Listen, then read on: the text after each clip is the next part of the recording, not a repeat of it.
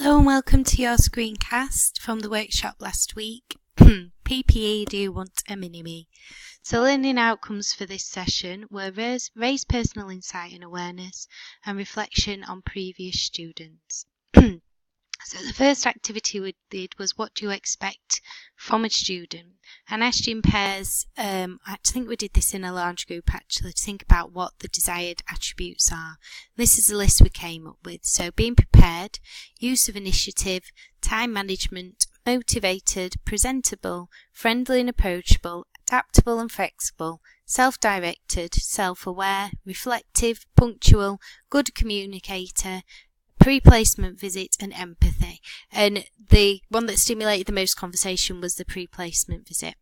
So I asked you to think about how you think you match up against these attributes. So are there days where you maybe don't feel as motivated? Are there days where you maybe don't feel as positive?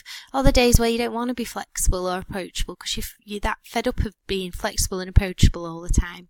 So I think it's actually thinking that sometimes, this is what we expect, but it's not realistic to expect that all the time. And it's about having those honest conversations. Then on the days where you do notice the motivations dip in, having them conversations there and then in the moment and addressing it, because there's always a reason why. And as soon as you can sort of nip that in the bud straight away, it just makes things a lot easier later down the line. So then we did a teamwork activity where we created a tower with flip chart paper and sellotape, and you divided into two groups. We did this randomly and you had 10 minutes to do this. And the difference in the towers was quite significant. And we had a clear winner there. Julie's face makes me laugh in this picture. And I don't know if this was before or after she kicked the tower. So both groups went about this in very different ways. And what I didn't do in the session, which I meant to do, was I wanted you to think about and reflect on the temperaments and personalities that you had in the group and whether you think that had an impact on how you built the tower. So I don't know whether there's a way you can reconnect with each other who you in the group with, just find out what temperaments you had in the group from the Casey point of view and unpick if you think that had an impact on how you went about building your towers. So, like I say, you all went about in different ways, but you both ended up with a freestanding tower. One was taller, but still two positive outcomes.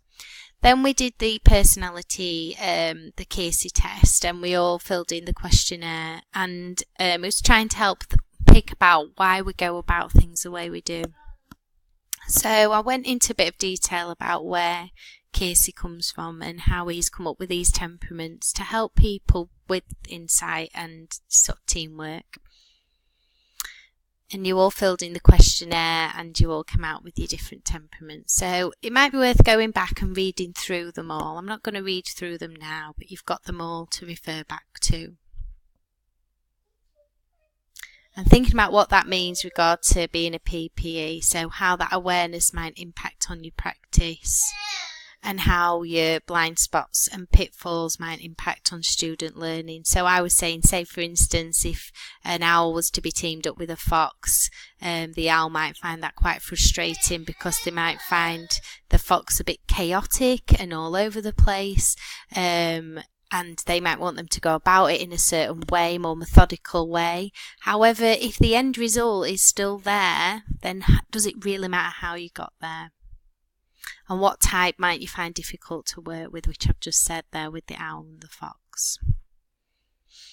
So then we asked anyone is willing to share the reflections, and a couple of people did, so thank you for that. It might be worth going back to your reflection and reading that again.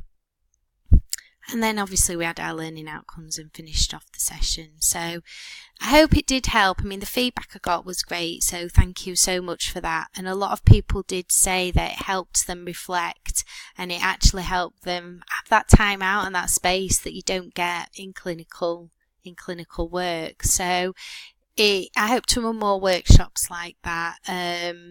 And, if there is anything specific that you want, then please get in touch with Kath and then Kath will let me know. So yes, thank you and hope you found these screencasts useful and have a good week. Bye.